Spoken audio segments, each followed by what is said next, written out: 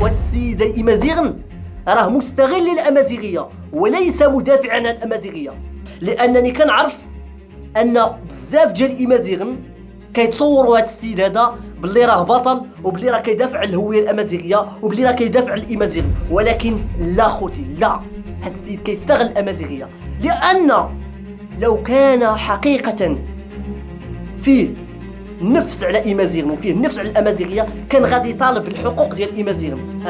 كان غادي يطالب بالحقوق ديال إيمازيغن اللي مازال عايشين في القرون الوسطى، إيمازيغن اللي ما عندهمش الضوء، ما عندهمش الماء، ما عندهمش الحياة الكريمة، ما عندهمش التعليم، ما عندهمش الصحة، ما عندهمش حتى كونيكسيون.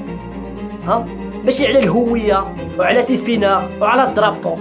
هاد الناس هادو اللي كيدافعوا على أحمد عصيد واللي كيشوفوا أن أحمد عصيد مفكر وراه عنده ما يقول وباحث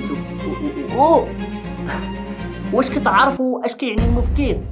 اسي تصنتوا المفكرين ديال بصح، اسي تصنتوا المفكر المغربي المهدي المنجرة، مفكر هذا هو المفكر المهدي المنجرة، اسي تصنتوا ليه، اسي تصنتوا المفكر المصري الله يرحمه مصطفى محمود، هادو هما المفكرين عباد الله.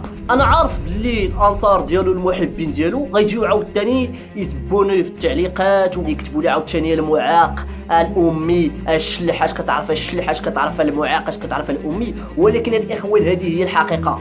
سير بحثوا على المفكرين ديال بصح، سير تصنتوا المفكرين ديال بصح، راه هاد احمد عصيد ما مفكر ما توزع.